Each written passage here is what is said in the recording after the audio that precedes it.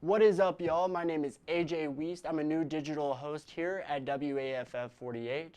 Today, I'm going to be interviewing Dr. Waymon E. Burke. He is a former poli-sci and history professor at Calhoun Community College.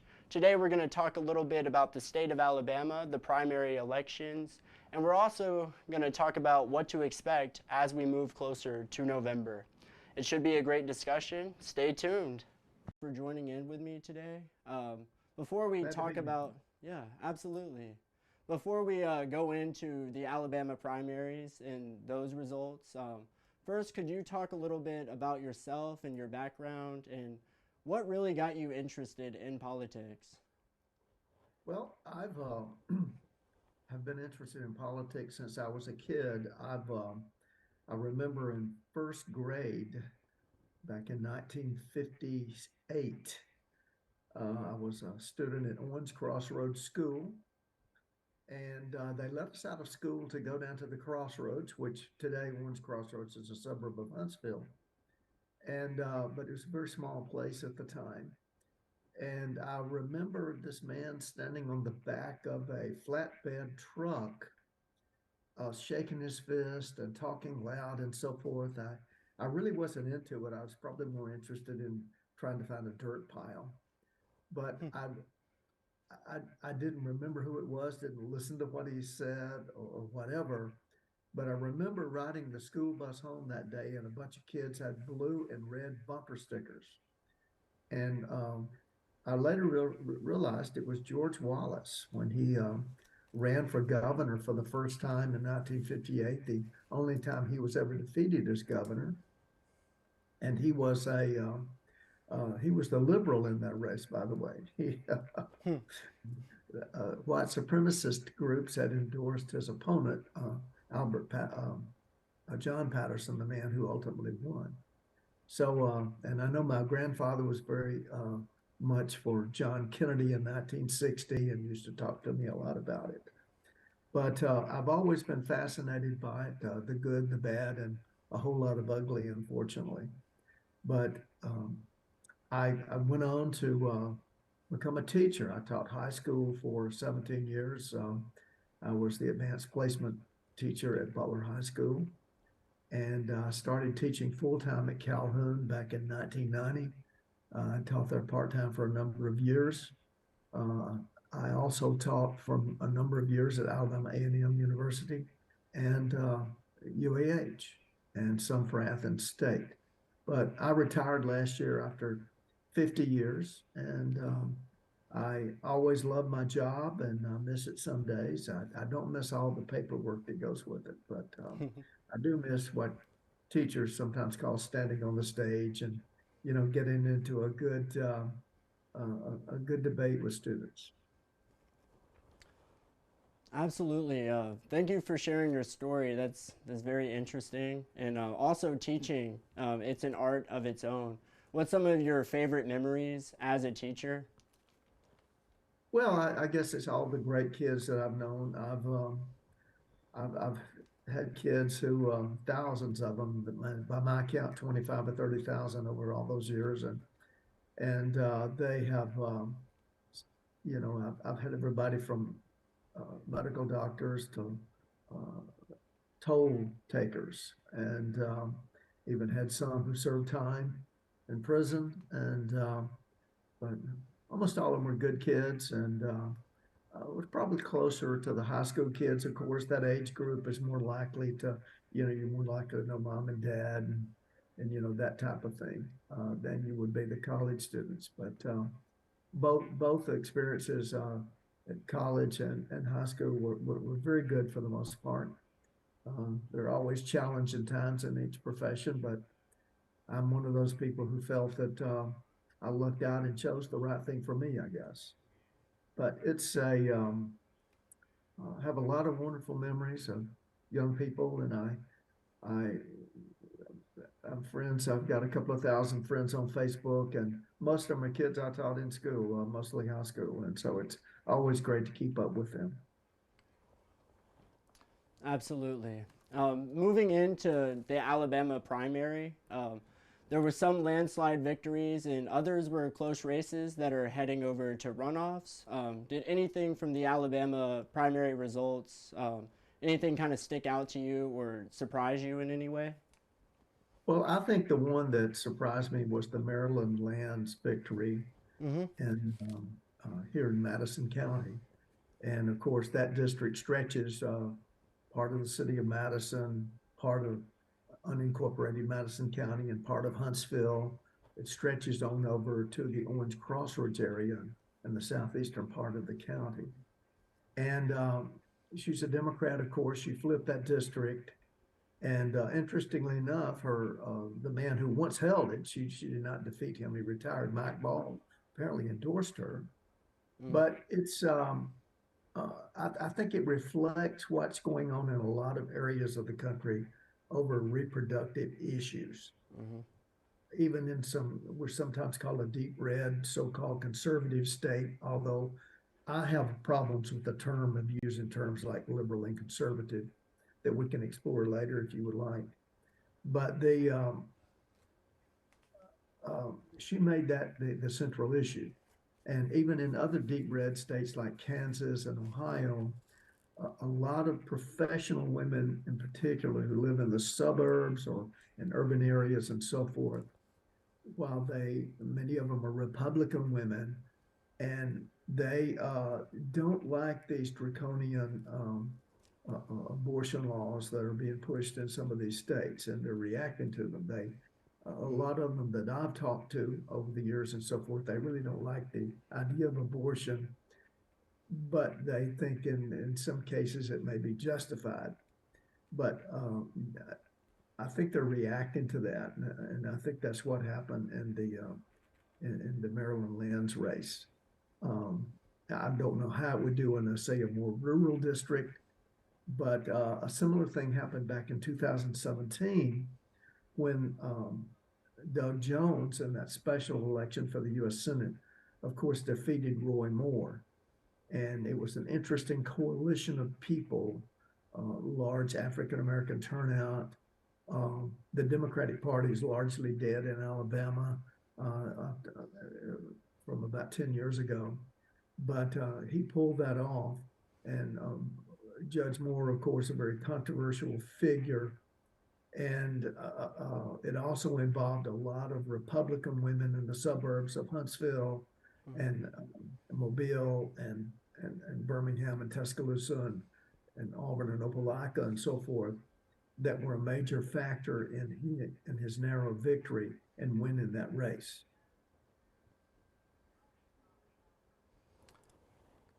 Absolutely, yes, sir. And I was also surprised by the Maryland lands victory. I knew it would be close, as like House District 10, I had heard was a very purple district, but Lands, who did happen to take a very pro-choice approach to her campaign, Yes.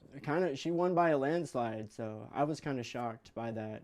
You mentioned like the meanings behind the term liberal and conservative. Um, Yes.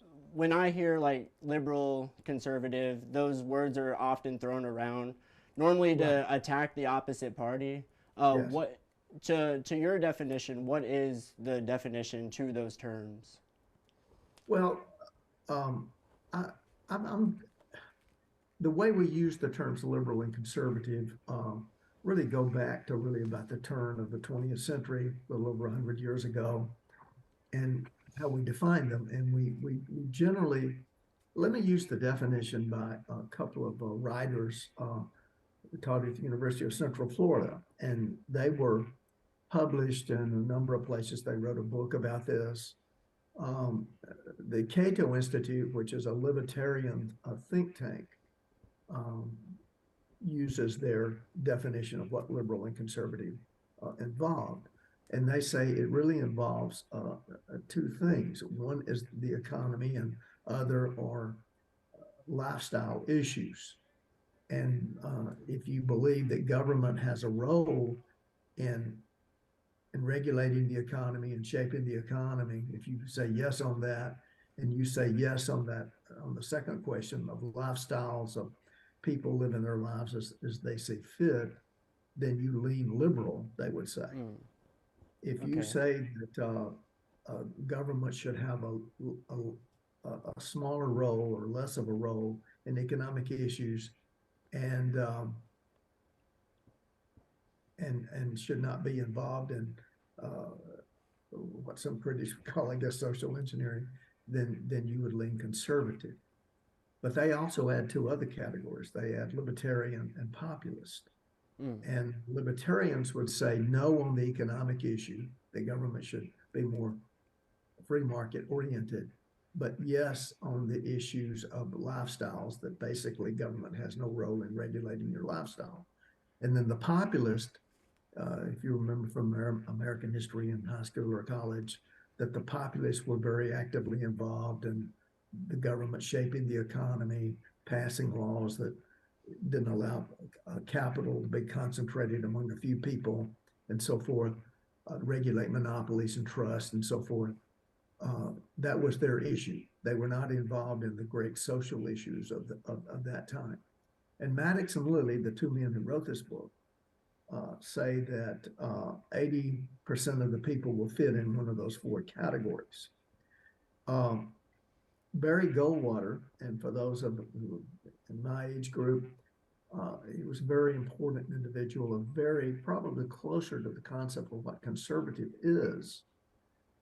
Was a senator from Arizona. He was also the Republican nominee for president in 1964, was defeated badly by Lyndon Johnson.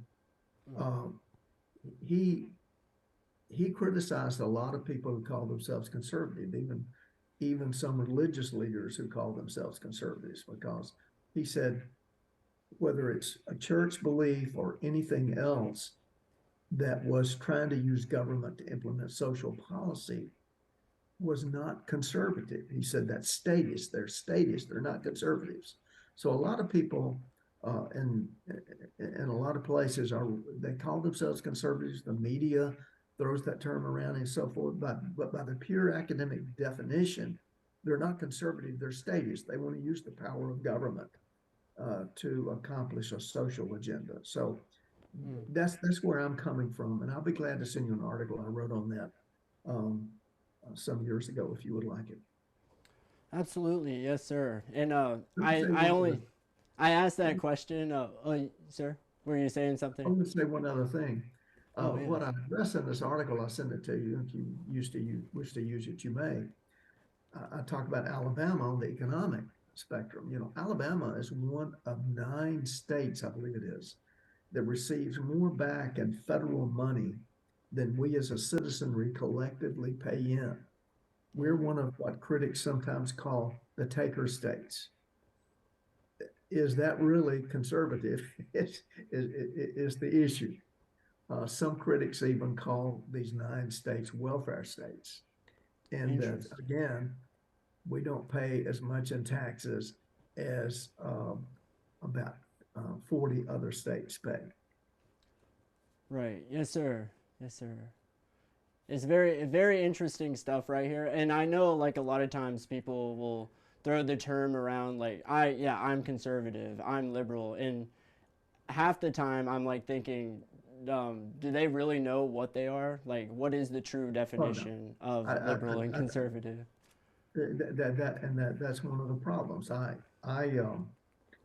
do think, and since I wrote this article, and I'll also address that in my dissertation at Alabama, I did all those years ago. But the another term we use today is woke, and woke is sometimes seen as the extreme left, and there's always an extreme left and an extreme right, if you will, that may go beyond even how we've used these terms in recent years. We've only started using, for example, the term has been around a long time, but I'd say it's only been within the past half dozen years or so that this word has emerged. So the wokes are not the real traditional liberals, I would argue. Right. Absolutely. Yes, sir. Well, I want to talk a little bit about the 2nd Congressional District here in Alabama. Very interesting. It's going to a runoff of Shamari Figures and incumbent Anthony Daniels. How do you Yes. expect that one will pan out? Well, I don't know. And of course, um, Representative Daniels, who's not actually the incumbent there, he is actually a state legislator from here in Huntsville. Hmm. And but he grew up in that area. He's not a stranger, but interestingly enough, he does not live there. But under federal law, you do not have to live in the district that you represent. Right. There are a number of cases around the country where that is the case. I'd like to draw a distinction here because the individual who, the medical doctor, I think his name was Cole, if I recall, who held the seat that Maryland Lands won, was convicted of voter fraud because he didn't Yes. live in that district. In the state of Alabama, for a state office, you must live in the district that you represent. And he had Right. supposedly, I may not have this totally right, but he had supposedly rented a room in someone's house to claim that was his district and registered to vote in that district. And the Attorney General, State Attorney General Steve Marshall, Hmm. prosecuted him for that. And he spent 60 days in jail, as I recall, for that. But in federal office, you don't have to live in the state. You know, there are a lot of critics who claim that Senator Tuberville does not live in Alabama, that he actually lives in the Florida Panhandle. Right. Um, the uh, so basically, it's illegal in state races, but it's not illegal in federal races. So Representative Daniels, of course, is in the runoff with um, the individual figures. That Hmm. family is very prominent there. I have no idea. I don't live in that area. It's down around the Mobile area and so forth. How that may turn out in the end. I think Anthony is very well known and respected throughout the state. He's the minority leader that would be the Democratic leader in the state legislature, known as a man who gets things done. He's a bridge builder, I would call him, Right. and knows how to work out bipartisan issues and to give the Democrats who are in significant minority there, but has actually raised their profile. I think many people would argue. So he's sort of a guy who knows how to govern. But as I said, the Figures family is quite prominent in that area as well. So it'll be interesting to see how that comes out. I have no idea though.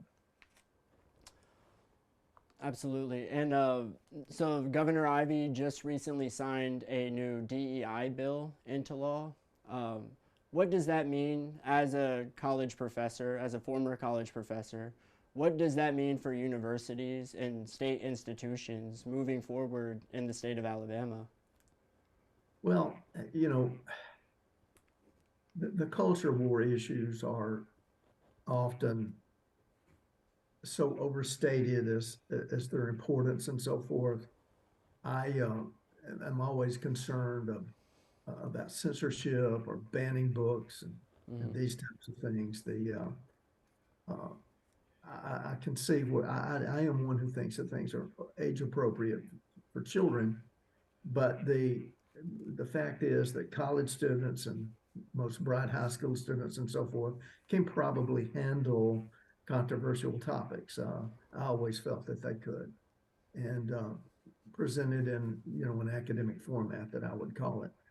The um, so a lot of politicians, and this is not anything limited to Democrats or Republicans, liberals or conservatives, or whatever. I think sometimes politicians from all all sides of the spectrum have a way of appearing to do good things. You might say uh, they're sort of zombie issues. It's not some massive threat out there.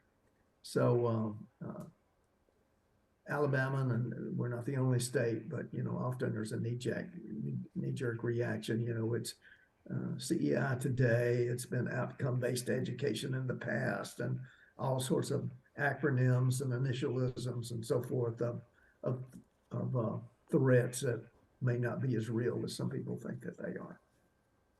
I think there are also First Amendment issues here. we will probably, if someone is dismissed for discussing a controversial topic or something, that will probably be problematic in the federal courts to enforce those things. Right.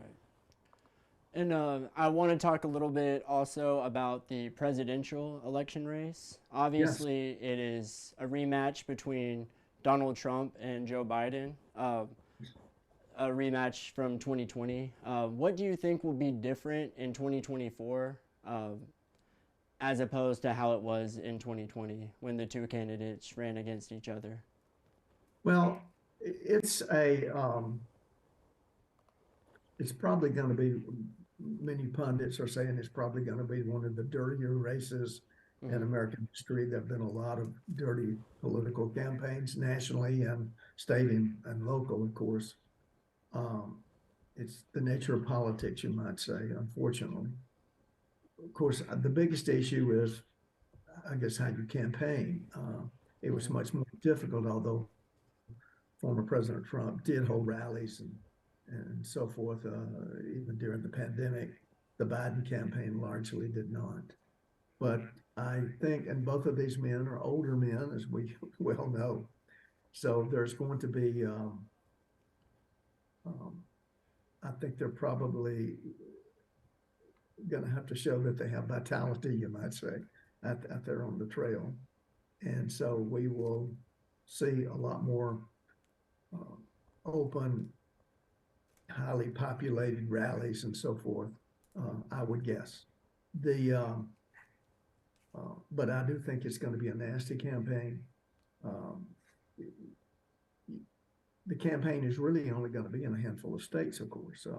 They include, but are not limited to, Michigan and Georgia and North Carolina's at play, and Arizona, and did I say Wisconsin? I've forgotten. It's just a handful of states because, the Democrats aren't even trying in Alabama, and the Republicans are not even trying in California, you might say. Right. It'll just be in those few states. We won't see any political commercials and so forth. But if you live in one of those competitive states, they're going to be drowning in television ads and so forth.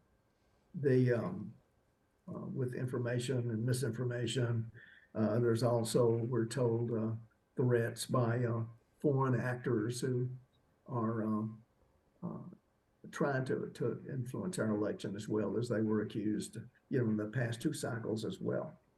But I think it is, I don't think anything is a given. It'll be interesting to see what the criminal proceedings against the former president, how they turn out. It does appear at least one of them is going to trial before the election. We'll see. Most important, I think, to see if the January 6th case actually, were after the Supreme Court rules on presidential immunity, whether or not they can get that together before the election. Many people feel that the people have a right to know and see the evidence that would reshape the race. But it's probable, considering the last two cycles, that former President Trump could win and still, again, not win the popular vote. He's never won the popular vote in the past two elections. We've had 5 times in American history where the person who became president did not win the popular vote. They won the electoral vote. Right. So it'll be interesting to see how it all pans out. I don't know if I'm excited, nervous, worried, all the above. I'm always excited about it. Right. I'm always excited. I love to watch the news every night. And I like to always encourage my students to, and I do, my wife and I, we watch everything from NBC to Fox, and Absolutely. It's good to get different perspectives. And even I always tell my students, it's good to listen to people with whom you disagree. Yes, sir. Not to change your mind, but one of the things it can do is it's just like being on the debate team. Right. The things you have to do, you have to know your opponent better than they know themselves. So you know where to attack their weak points and where to avoid their strong points. It's like But what they say, keep your friends close and your enemies closer. Yes, sir. well, it's I will tell you, and I don't know when you're going to show this, but I'm obviously in California right now, and um, we drove out, and one of the places we stopped was in Winfield, Louisiana, because I wanted to see their political museum there. They got a neat little political museum that a lot of it is featured around Huey Long. Huey Long is what I call the king of Southern politics. He's one of the most interesting people in American politics. And for those of you who may not be familiar with him, I encourage you to read him. Probably the best book ever written was written by an LSU professor by the name of T. Harry Williams. It's a doorstop book. It's about 1,000 pages, but it reads like a novel, but it's accurate. And he was called the Kingfish. Ironically, The he penny was pinch. assassinated. The The penny. Kingfish. Yes. Okay. Ironically, if you see the Capitol building in Baton Rouge, it's a high-rise building, the only state capitol in the country like it. It was built by Huey. He was assassinated in 1935. He was about to run against FDR for president Wow. on a third-party ticket, and he was assassinated by a medical doctor, a most unusual assassin. And so that ended that. It's there has been a lot of focus in recent in this election cycle on third parties because they could play a role in this, of course, with Robert F. Kennedy. These no labels. We're still not sure what they're going to do. And of course, there are assorted other third parties, as there always are. Some of them will be ballot and some of them will not. One of the things that we do have to remember is that elections are largely run by states, and each state has different criteria about how to get on the ballot. Right. So there have been a number of times where that a third party candidate was the spoiler, kept someone from winning. In 2000, there are several ways that that Al Gore should have prevailed in that race against George W. Bush. Yes, sir. One of them was Ralph Nader, who's running this vanity run. He ran several times, and if he hadn't been in the race, many experts believe that Gore would have carried one or more states that he did not carry. I will tell you a little historical detail if you're interested, that we had a man who was once mayor of Huntsville, Alabama. Yes, sir. And he was he had been a slaveholder. He moved here from, I believe, Kentucky as a young man in the 18 teens. And he was a slaveholder and a lawyer. And his name was Birney. As a matter of fact, former school member Topper Birney is his great-great-grandson. And Birney had some type of religious epiphany in the 1820s and became an abolitionist. He served as mayor of Huntsville in the late 1820s. He was an anti-Jackson guy and so forth.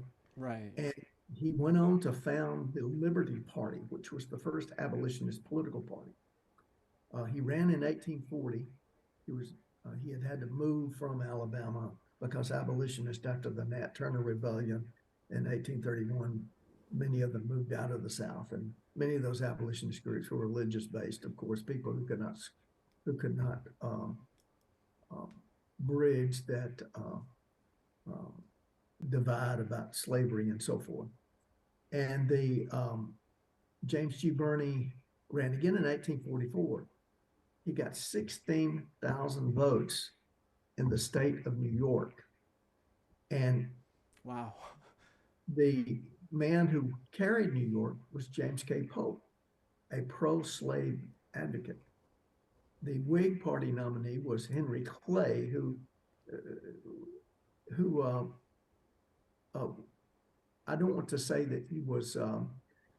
I think he was, like many people, the canoe theory of politics. He was trying to bridge that gap and so forth, but seen by abolitionists as much more preferable than James K. Polk.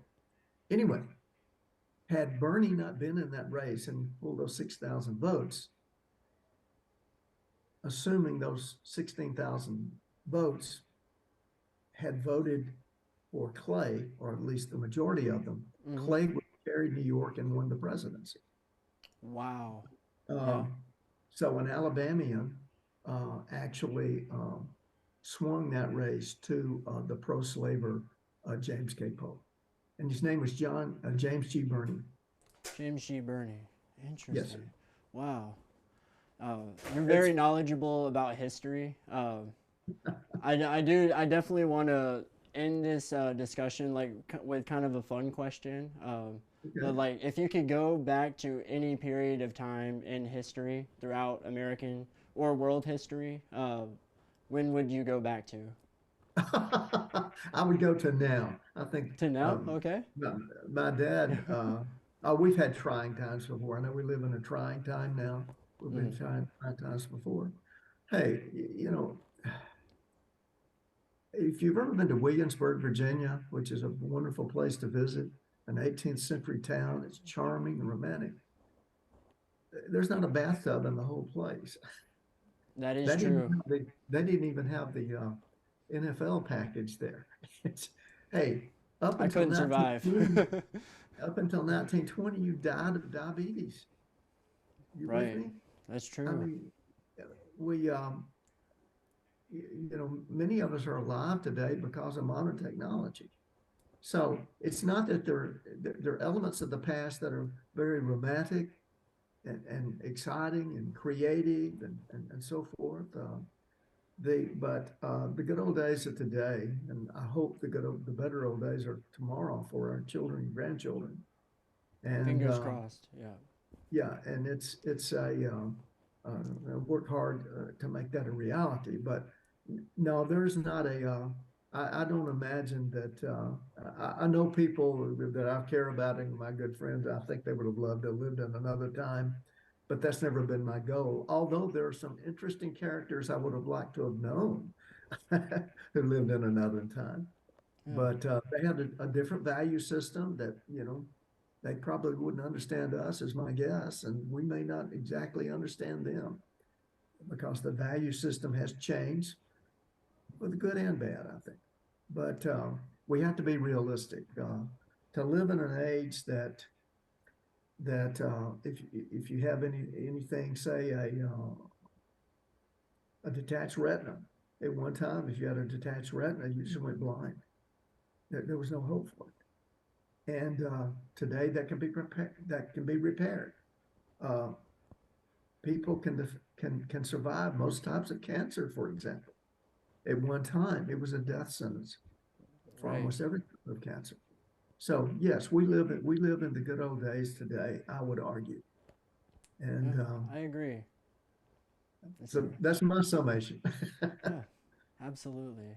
Well, I want to thank you so much for taking time out of your day. I know you're out in California having a good time, but I definitely appreciate you zooming in with me and just talking to me a little bit about these Alabama primary results and yeah, hope for the best as we edge closer to November. That's for sure.